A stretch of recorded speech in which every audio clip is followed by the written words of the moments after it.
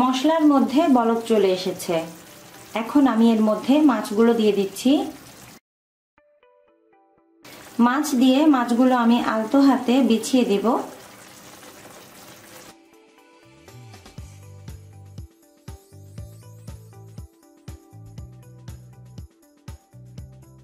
মাছগুলো বেছানো হয়ে গেছে।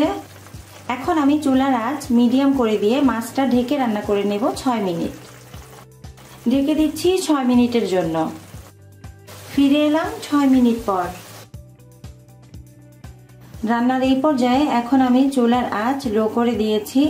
আর এখন আমি মাছের মধ্যে বাকি কাঁচামরিচ আর পছন্দ মতো ধনিয়া পাতা দিব।